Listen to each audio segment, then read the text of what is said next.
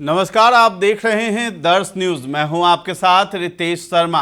इस वक्त की बड़ी खबर आ रही है बिहार में दरभंगा से, जहां पूर्व मंत्री मुकेश सहनी के पिता जीतन सहनी की हत्या हुई है। बताया जा रहा है कि अपराधियों ने घर में घुसकर हत्या कर दी है। हत्या क्यों की गई है, इस बात की जानकारी नहीं मिल पाई है। फिलहाल पुलिस मौके पर पहुंच गई है और जांच कर रही है।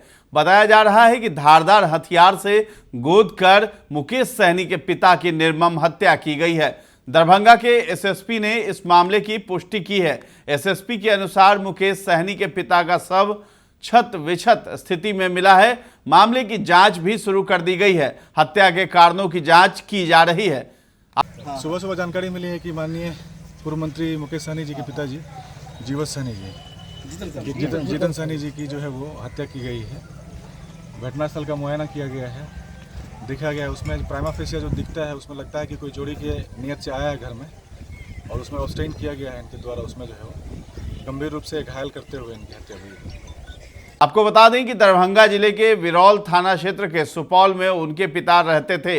हत्या के बाद हड़कंप मच गया है। दरभंगा पुलिस के अनुसार घर में ही उनकी हत्या की गई है। घटना की दरभंगा एसएसपी ने पुष्टि की है। एसएसपी जगुनाथ रेड्डी ने बताया कि उनका शव घर के भीतर क्षत विक्षत हालत में मिला है। पुलिस मौके पर पहुंच चुकी है और शव को अपने कब्जे में लेकर पोस्टमार्टम के लिए भी भेज दिया है। बता दें कि जीतन सहनी का घर दरभंगा के सुपौल बाजार के अफजला पंचायत में है। मौके पर एसडीपीओ मनीष चंद्र चौधरी सहित विरौल थाने की पुलिस मामले की छानबीन में जुट गई है। मामले की पुष्टि करते हुए एसएसपी जगुनाथ रेड्डी घटनास्थल के लिए रवाना भी हुए। पुलिस शुरुआती जांच में इसे निजी रंजिश का मामला मान रही है। बताया जा रहा है कि जीतन सहनी घर में अकेले थे, तभी कुछ अज्ञात लोग घर में घुस आए और उनकी हत्या कर दी। मुकेश सहनी के पिता जीतन सहनी घर में अकेले ही रहते थे। मुकेश की मां का निधन हो गया था। पुलिस का कहना है कि ऐसा लगता है कि देर रात चोरी करने के इरादे से कुछ लोग घर में घुसे थे। जब जीतन सहनी ने इसका विरोध किया होगा तो हमलावरों ने तेज धार हथियार से उन पर हमला कर दिया। परिवार में इस घटना के बाद मातम का माहौल है। आपको बता दें कि मुकेश सहनी मुंबई में रह रहे थे। पिता की हत्या की खबर मिलने के बाद वो मुंबई से पटना के लिए रवाना हो चुके हैं। हत्या की जांच के लिए एसआईटी गठित भी कर दी गई है। एसपी देहात की अगुवाई में एसआईटी जांच करेगी। बताते चले कि मुकेश सहनी और उनके भाई संतोष सहनी बाहर ही रहते थे। उनकी बहन की शादी भी हो चुकी है और वो अपने ससुराल मुंबई में रहती है। घटना के वक्त घर में मुकेश सहनी के पिता जीतन सहनी अकेले ही थी। ये घटना जब से मिली है मुकेश सहनी को, तब से वो लगातार फोन पर अपडेट लेते रह रहे हैं और वो फ्लाइट से जो है पटना पहुंचेंगे और पटना से सीधे दरभंगा पहुंचेंगे अपने पैतृक आवास पर। मुकेश सहनी विकासशील इंसान पार्टी के अध्यक्ष हैं और बिहार सरकार में मंत्री भी रह चुके हैं। घटना के वक्त मुकेश सहनी बिहार से बाहर ही थे। घटना को लेकर वीआईपी पार्टी के ही नेता हैं, कार्यकर्ता है, उनके द्वारा बताया गया है कि अभी थोड़ी देर पहले हम लोगों को घटना की जानकारी मिली। अभी हमारे पार्टी के नेता मुकेश सहनी मुंबई में हैं, वो थोड़ी देर में पटना पहुंच जाएंगे, पटना से फिर दरभंगा। इसके आगे उन्होंने बताया कि हमारे नेता के पिता की हत्या क्यों हुई है अभी हम लोगों को कुछ भी पता नहीं चल पा रहा है। हम लोग जानकारी लेने की कोशिश कर रहे हैं। थोड़ी देर में हमारे नेता पहुंचेंगे, उसके बाद दरभंगा अपने पैतृक आवास पहुंचेंगे। इसके साथ ही आपको बता दें कि आरजेडी के प्रवक्ता है, इन सभी का भी बयान आना शुरू हो गया है। प्रतिक्रिया देने लगे हैं लोग। तो मृत्युंजय तिवारी है, उनका बयान सामने आया है। उन्होंने कहा है कि बिहार में जंगल राज आ गया है। इस मामले में मुख्यमंत्री और प्रधानमंत्री को जवाब देना चाहिए। तो मुख्यमंत्री और प्रधानमंत्री पर हमला बोला है। शक्ति यादव ने भी कहा है कि ये पूरी तरीके से जंगल राज लौट चुका है। साथ ही साथ जो है आरजेडी के नेताओं ने तो बयान दिया ही है, लेकिन जीतन राम मांझी जो है बिहार एनडीए के जो जितने भी नेता हैं उनके तरफ से भी बयान आया है। वीआईपी प्रमुख मुकेश सहनी जी के पिता की हत्या की सूचना से स्तब्ध हूं, ऐसा जीतन राम मांझी ने लिखा है। और मैं राज्य सरकार से मांग करता हूं कि दोषियों को अविलंब गिरफ्तार कर स्पीडी ट्रायल कराया जाए। मैं और मेरी पार्टी इस दुख की घड़ी में हर तरह से मुकेश सहनी जी के साथ हैं। तो आप भी सुनिए क्या कुछ कह रहे हैं यहाँ शक्ति यादव, मृत्युंजय तिवारी और जीतन राम मांझी ने क्या कहा है, और इस पर जो है आप सुनिए। पहले मुकेश सहनी जी के पिता की निर्मम हत्या की खबर ने पूरे बिहार को दहला दिया है। हर व्यक्ति चिंतित है कि आखिर बिहार में हो क्या रहा है। कोई ऐसा दिन नहीं है जहां हत्या की खबर नहीं आती है। शासन पूरी तरह से पंगु हो चुका है। माइंडलेस गवर्नमेंट है बिहार के अंदर में। शासक अचेत अवस्था में है। अभी तक पता भी नहीं होगा कि बिहार में कोई घटना घटी है कि नहीं घटी है। कोई नेता सुरक्षित भी नहीं। जदयू भाजपा के नेता भी दिन दहाड़े मारे जा रहे हैं। गोलियों के ततराहट से प्रतिदिन बिहार का कोना कोना थर्राता है। जब निकलता है सुबह घर से शाम को जब तो सुरक्षित नहीं लौटता, लगता है परिजनों को कि मेरा परिवार सुरक्षित लौटेगा कि नहीं। कोलैप्स हो चुका है सिस्टम। पूरी तरह से बिहार भगवान भरोसे चल रहा है। मुकेश सहनी जी के पिता की हत्या होना कोई साधारण घटना नहीं है और निर्मम हत्या हुई है। भगवान मुकेश सहनी जी को दुख की घड़ी में, इस संकट की घड़ी में दुख सहन करने की शक्ति प्रदान करें और इसकी पड़ताल होनी चाहिए, जांच होनी चाहिए। एक रिटायर्ड अधिकारी बिहार को चला रहा है, कोई सुनने वाला नहीं है। शासक तो अचेत ही है। इसलिए मैं कहता हूं माइंडलेस गवर्नमेंट है बिहार के अंदर में। आज सुबह सुबह बिहार से एक अत्यंत ही दुखद और मर्माहत करने वाला खबर सामने आया है। दरभंगा में श्री मुकेश सहनी जी, जो बिहार सरकार के माननीय पूर्व मंत्री रहे हैं, उनके पिता की हत्या कर दी गई है। ये अत्यंत ही दुखद है और इससे हम लोग मर्माहत हैं। लेकिन शासन और प्रशासन में बैठे हुए लोगों को जवाब देना पड़ेगा। अब जनता शांत नहीं बैठेगी। जब राजनेता के परिवार सुरक्षित नहीं हैं तो आम लोग तो भगवान भरोसे हैं। बिहार में अपराधी राज कायम हो गया है। अपराधियों का तांडव हो रहा है और ये जंगल राज का राग अलापने वाले बीजेपी के लोग और एनडीए के लोग अब चुप क्यों हैं?